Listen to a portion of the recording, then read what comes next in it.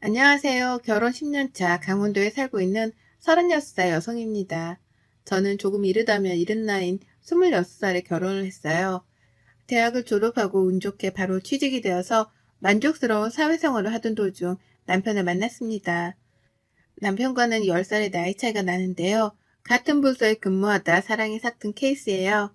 사실 남편은 제가 일하는 부서 팀장님이셨어요. 제가 사회생활을 이제 막 시작할 무렵 많은 조언을 해주시며 잘 적응할 수 있게 도와주신 분이에요. 물론 제 사수도 계셨지만 팀장으로서 모범을 보여야 한다며 부하 사랑이 끔찍한 분이셨죠. 지금의 제 남편이 되었네요.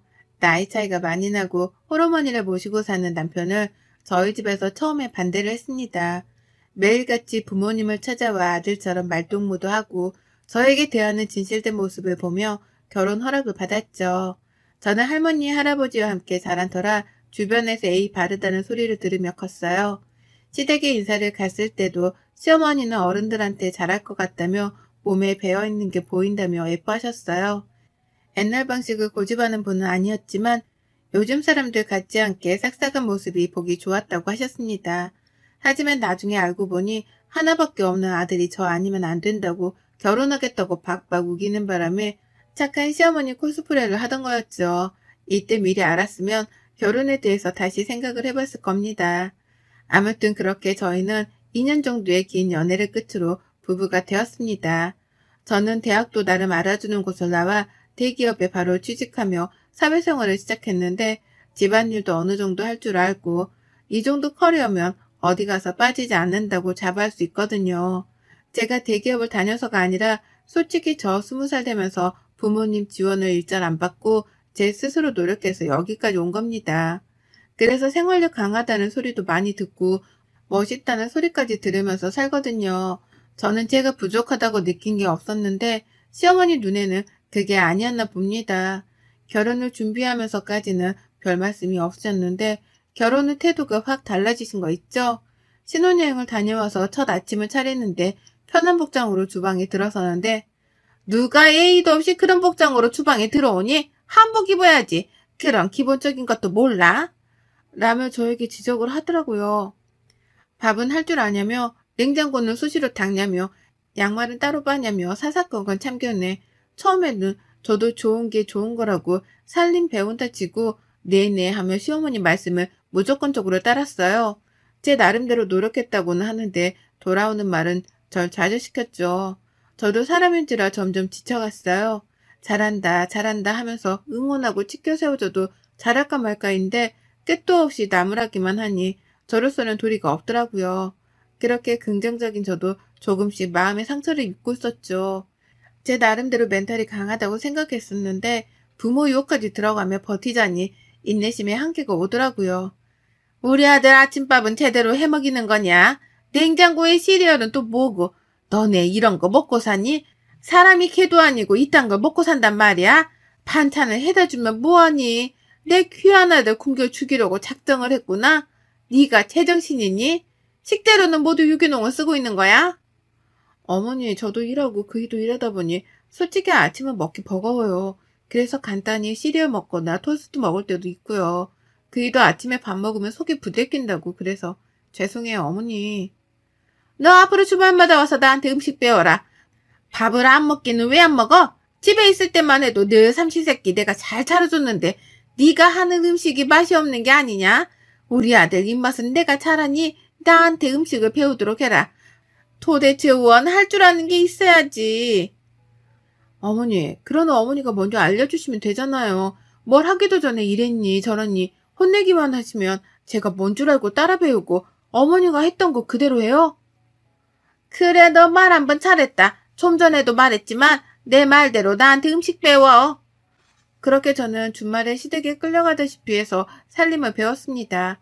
남편을 위한 길이라 생각했고 저도 이참에 살림을 제대로 배워두자 생각하고 힘들어도 꾹 참고 했습니다.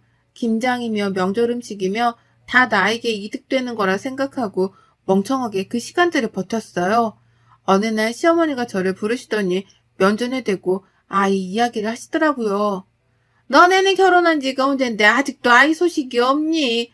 너 몸에 무슨 문제 있는 거 아니니? 병원 가봐야 하는 거 아니니?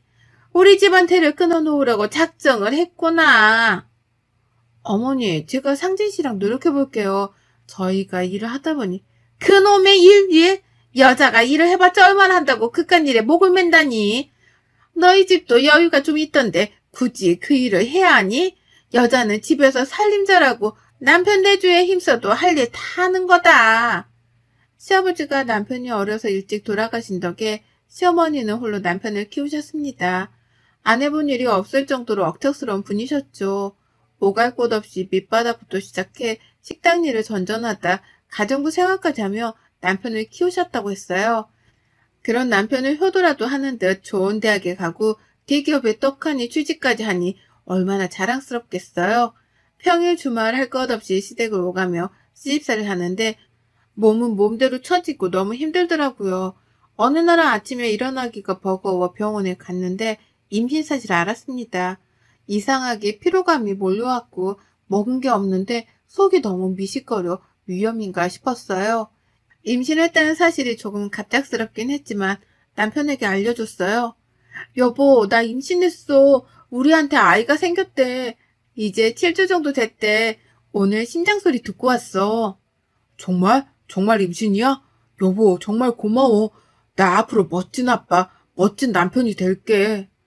남편은 고맙다며 앞으로 고생할 텐데 미안하다며 자신이 잘 챙겨주겠다며 눈물을 흘리더라고요.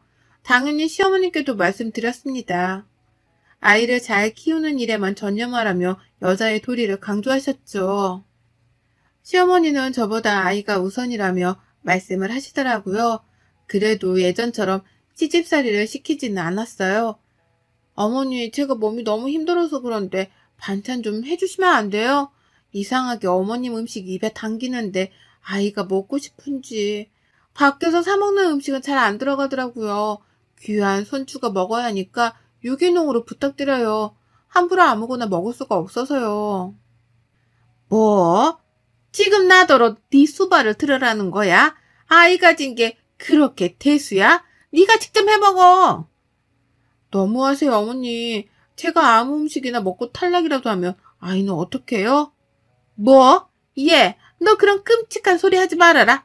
아휴, 그래 알았다. 내가 해주마. 그렇게 시어머니는 매번 저의 저녁, 그리고 제가 먹고 싶다던 음식이 있으면 해주셨어요. 물론 애써서 해주신 거라 감사하긴 했지만 한편으로는 꼬숩기도 하더라고요. 혹여나 아이가 잘못될까봐 계속 직장을 관두라고 종용하시는데 어렵게 들어간 회사이기도 하고 제 커리어를 포기하고 싶지 않아 고집을 부려 퇴사하지는 않았어요. 몸이 많이 힘들고 시집살이까지 견뎌내느라 매일매일이 고됐지만 안정기에 접어드니 마음이 놓였습니다. 아이를 품은 지 9개월 하고도 보름 정도가 지나 저는 건강한 딸아이를 출산했어요. 육아휴직을 내고 아이는 세상을 빨리 만나고 싶었는지 애정일보다 한 달 정도 빨리 나왔답니다. 아이도 제대로 건강하게 못 낳고 제때 낳아야지. 일찍 낳아서 안탈 정도 타고 아이가 건강하겠냐? 에미 너는 도대체 제대로 하는 게 하나도 없어. 집안일을 잘하기를 하니 아이를 잘 낳기를 하니 저 아이 아프면 다 네 탓이다. 그리고 이왕 낳는 거 떡두꺼비 같은 아들을 떡하니 낳았어야지. 딸이 뭐니? 어머니, 제가 몸에 문제가 있었나 봐요. 어머니가 해주시는 음식이 문제가 있었나? 제가 먹은 거라곤 그것뿐인데요. 그래도 소중한 아기이고 지금 상태가 괜찮다고 하니까 너무 걱정하지 마세요.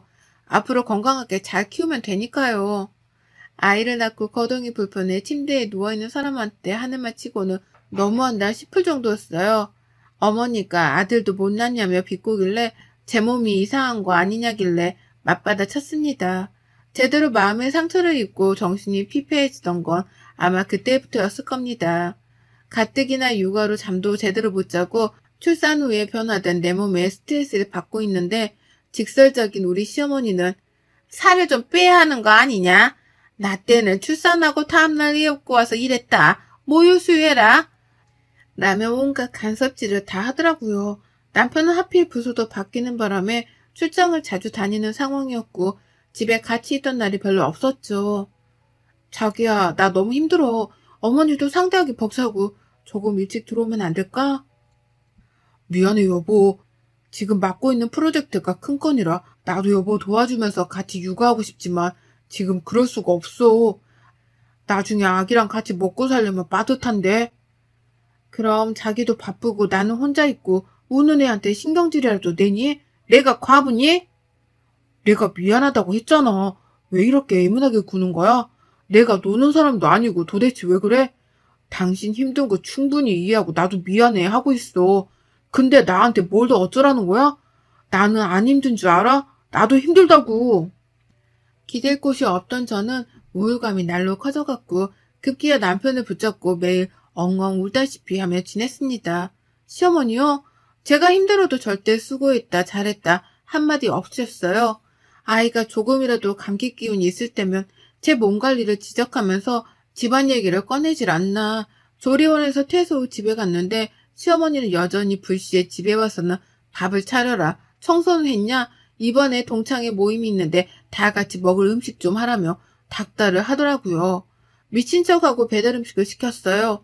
요즘 홈파티하는 고객들이 늘어나 서비스도 괜찮았고 레스토랑에서 식사하는 것 못지않게 맛도 있고 품질도 좋았거든요. 당연히 그걸 본 시어머니는 얼굴이 일그러지셨고 어머니의 동창분들이 가시고 저를 불러 세우더라고요. 순간 눈에 별이 번쩍했어요. 시어머니가 제뺨을 쳤기 때문이죠. 우는 아이를 보며 잠든 아이를 보며 그저 아들을 못 낳은 아이를 건강하게 낳지 못한 건 내 탓이라 생각하며 겨우겨우 버텨내길 2년. 우울감은 극에 달했고 병원에 상담을 다니며 약을 처방받아 먹게 되었어요. 그랬더니 그마저도 정신병원에 미친 사람들만 가는 거 아니냐? 하며 막말을 하길래 더 이상은 못 참겠더라고요. 야근을 끝내고 집에 돌아온 남편을 기다렸다가 이혼을 통보했습니다. 어머니 말씀이 너무 지나치세요. 미친 사람들이라뇨. 말조심도 하셔야겠네요. 미친 건 안 돼 미쳤다고 하지. 왜? 뭐가 잘못됐니? 그래요. 다 제 탓이겠죠. 그렇게 애지중지하는 아들 그리고 손녀 데리고 잘 살아보세요. 저는 이쯤에서 빠져드릴 테니 뭐든지 잘하시는 분이니까 따로 말씀은 안 드릴게요. 그이랑 잘 상의해서 아이 유기농을 먹이면서 잘 키우시겠죠. 나중에 자라서 저처럼 부족한 여자 안 되려면 지금부터 미리 조기 교육이라도 시켜야겠네요. 수고하세요. 뭐? 너 그게 무슨 말버릇이야? 네 집에서 그렇게 가르치던 이런 버르장머리 없는 경우를 봤나? 야, 너 이리 안 와? 야? 지금 야라고 하셨어요? 저도 어머니 부모님이 지어주신 이름 있고요. 어머님한테 야라고 불릴 만큼 그런 하찮은 존재 아니에요. 교육은 어머니가 못 받으신 것 같은데요. 지금 상당히 무례한 거 아시죠? 뭐 이런 게 다 있니? 하나밖에 없는 귀한 아들이랑 결혼하겠다고 왔을 때부터 마음에 안 들었어. 너 같은 며느리 필요 없다. 훌륭한 아가씨들 널리고 널렸어. 너 당장 나가. 어머니 비 맞춰줄 여자가 몇이나 있는지 궁금하네요. 애딸린 돌싱과 아나모인 시어머니, 과연 어떤 여자가 미쳤다고 시집 오나요? 저니까 이 정도 해드리는 거라고요. 복에 겨운 줄 아세요. 남편은 제가 왜 힘든지, 왜 우울하는지 이해하고 있었고 공감하고 있었어요. 제가 더 힘들면 어떻게 행동할지 판단이 안 섰기에 심신의 안정이 중요한 것 같다며 자신이 그동안 미안했다고 시어머니가 심하면 심했지 덜하지는 않을 거라며 조금은 편하게 살아보라며 이혼 서류에 도장을 찍어주더라고요. 그동안 시어머니가 저한테 했던 행동들 남편이 몰랐던 건 아닙니다. 그저 제가 애써 괜찮다고 힘들지 않다고 웃어봤기에 남편도 저는 뭐라 하지 못한 거죠. 저런 년은 애초에 집안에 들이는 게 아니었어. 부족한 거 받아주면서 살림 좀 가르쳐주니 저렇게 토라져서는 막무가내로 행동하는 거구나. 이혼? 까짓것 해봐 어디. 어머니, 저 그동안 결혼하면서 어머니랑 그이한테 밉보일 짓 안 했다고 생각해요. 상황마다 달랐지만 꼬박꼬박 끼니는 챙겨줬고요. 더 이상은 대화가 의미 없는 것 같아요. 그러니 그렇게 좋아하는 아들 끼고 살아보세요. 저는 더 이상 못하겠습니다.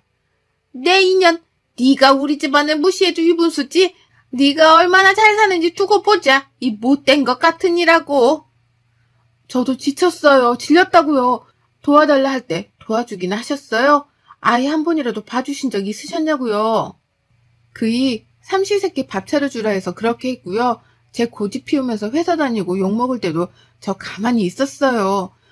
어머니가 하는 말이 다 맞겠거니 옳겠거니 그러려고 넘겼거든요. 제가 이 집 며느리입니까? 종살이 하러 온 여자입니까? 제가 며느리긴 해요. 나도 너 같은 며느리 필요 없다. 하나밖에 없는 귀한 아들 고생시키기 싫으니 썩 꺼져. 저는 그 길로 아이를 남편에게 안겨주고 옷가지와 지갑만 챙겨 친정으로 왔습니다. 아이를 생각하며 가슴이 아파왔지만 더는 그렇게 살 수 없었어요. 남편과 아이를 정말 사랑했지만 시어머니의 모진 말과 모진 행동, 저를 어디까지 무시해야 속이 풀리는지 감이 안 잡히더라고요. 정말 죽고 싶었습니다. 친정 부모님은 놀란 눈으로 왜 그러냐며 저를 다그치셨고 저는 그동안에 있었던 모든 것을 말씀드렸어요. 저요? 저도 우리 집에서 사랑받고 자란 외동딸입니다. 그런 딸이 시집가서 행복하게 잘 살 줄 알았는데 이렇게 모진 수고를 겪고 있을 줄이야 꿈에도 모르셨겠죠. 딸 bab으셨던 친정아버지는 뒷목을 잡으시며 너무 기가 막히다며 할 말을 잃으셨어요. 감히 내 귀한 딸한테 그따위 짓을 했단 말이야? 김서방은 뭐하고 있었다니? 네가 그 꼴을 당할 동안 네 남편이라는 작자는 뭐라고 앉아있었냐 이 말이다. 그동안 안 써둔 사정 생각하고 아무 말 안 했지만 딸 가진 죄가 이렇게 크다니 너무 가혹하구나. 그 집은 더 이상 사람으로 대할 집안은 아닌 것 같네. 아빠, 내가 잘 살았어야 했는데 이렇게 못난 모습 보여서 미안해. 하나밖에 없는 딸이 내세울 게 없나 봐. 시어머님 말대로 난 정말 할 줄 아는 게 없는 그런 존재인가 봐. 죄송해요. 너 말은 똑바로 해. 하나밖에 없는 내 귀한 딸이야. 애지중지 해가며 나이 많은 놈한테 시집간다고 할 때 네가 좋으면 그만이었다. 네 스스로 네 가치를 매기지 말렴. 남편을 사랑하는 마음이 없던 건 아닙니다. 남편이 미워서 이혼한 게 아니에요. 시어머니의 모든 행동들과 모든 말들이 저를 고립시켰고 저를 피폐하게 만들어갔죠. 아마 그 집에 더 있었더라면 저는 안 좋은 생각까지도 했을 겁니다. 그렇게 친정에서 지내게 된 지 몇 년의 시간이 흘렀어요. 남편은 꾸준히 아이의 근황을 사진으로 보내주고 있었어요. 아이는 유치원에 다니고 있고 저는 남편과 다니던 회사에 사표를 낸 뒤 이직을 하기 위해 구직 활동을 전전해야 했어요. 면접을 보러 갈 때마다 번번이 퇴짜를 맞았는데 우연히 장명소에서 사무보조 직원을 구했고 면접을 봤는데 당장 다음 날부터 나올 수 있냐고 하는 겁니다. 그래서 흔쾌히 알았다 하고 첫 출근을 앞두고 있었죠. 전 남편에게 전화가 오더니 시어머니가 돌아가셨다며 장례식에 와줄 수 없겠냐고 하는 겁니다. 정말 가기 싫었어요. 시어머니 생각만 해도 치가 떨렸으니까요. 하지만 전화기 너머로 들리는 남편의 울음소리를 외면할 수 없었습니다.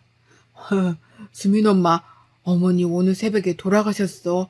수민이 많이 보고 싶어 하셨는데 그동안 왜 연락 안 하셨는지 몰라. 이혼한 마당에 며느리랬던 사람한테 무슨 말을 듣고 싶어서 전화하셨겠어? 나 같아도 안 할 것 같아. 어머님은 어쩌다 돌아가신 거야? 지금 와서야 하는 말이지만 나 너무 힘들었어. 엄마도 많이 후회하시더라. 당신 볼 면목 없다면서. 그런데 그놈의 자존심이 뭔지 끝까지 연락 안 하시고 마음의 병인지 앓다가 돌아가셨어. 남편은 이미 많이 울었는지 힘없고 생기가 없는 그런 상태였죠. 장례식장에 갔더니 지난 시간이 생각나며 눈물이 왈칵 쏟아지더군요. 이혼을 하며 집을 나가는 그 순간까지 제 뒤통수에 대고 온갖 욕을 하시던 시어머니. 내가 미워서 그런 게 아니라고, 네 탓이 아니라고 한마디만 해주셨으면 지금 이렇게 마주하고 있지도 않았을 겁니다. 어머니, 이렇게 허망하게 가실 거면 왜 그렇게 저한테 모질게 대하셨어요? 조금만 저한테 다정하게 대해주셨더라면, 조금만 더 며느리로 인정을 해주셨더라면 우리가 이렇게 되지 않았을까요? 전 그때만 생각하면 아직도 어머니가 많이 원망스러워요. 왜 내가 못마땅했나, 무엇이 마음에 안 들었나 다 묻고 싶네요. 그곳에선 편안하셔야 해요. 우리를 알던 많은 사람들이 조문을 왔고 어머니를 떠나보낸 지 반년 정도가 지났어요. 여보, 우리 다시 시작하면 안 될까? 아이도 그렇고 나도 그렇고 나한테 한 번만 기회를 주면 내가 정말 열심히 살게. 당신한테 못해줬던 거 반성하면서 살게. 내가 바로 확답을 못하겠어. 나도 생각해봐야 하고 섣불리 얘기할 수 있는 문제가 아닌 것 같아. 엄마 돌아가시니까 알겠더라. 그땐 나도 어린 마음에 자기가 괜찮다고 하니까 그러려니 했지. 하지만 내가 그랬으면 일단 나 오늘은 먼저 자리에서 일어날게. 연락할게. 며칠을 한참 고민했어요. 힘은 들었지만 지금까지 잘 살아왔고 계속 이대로 사는 게 맞는 건지, 지금까지 저를 찾은 적이 없었지만 엄마가 생겼다며 좋아할 아이의 모습이 떠올랐습니다. 결국 부모 없는 아이로 낙인 찍히게 하고 싶지 않았기에 재결합을 하기로 하고 살림을 합치기로 결정했죠. 이혼할 당시 남편과 저는 서로가 싫어서 이혼을 한 게 아니기 때문에, 그리고 시어머니가 돌아가셨기 때문에 저희가 같이 안 살 이유도, 굳이 거절할 이유도 없었거든요. 무엇보다 아이가 자라면서 부모가 없는 아이라며 막말을 들을 것이라고 생각하니 머리가 아팠고, 아이를 생각해서라도 재결합을 해야 했어요. 남편과는 원만한 관계로 잘 지냈고, 남편은 회사에서 본부장으로 진급까지 했습니다. 강원도에서 회사에 분점이 생겼는데 자리 잡을 때까지 직원들을 교육하고 훈련시키는 업무를 했고, 강원지사 총괄 책임자로 가게 된 거였어요. 그렇게 남편을 따라 강원도로 이사 가게 되었고, 지금까지 잘 살고 있답니다. 뱃속에는 둘째를 품고 있고, 내년 봄에는 귀여운 아들이 태어날 예정이랍니다. 여러분의 생각은 댓글로 남겨주세요. 오늘도 시청해 주셔서 정말 감사합니다.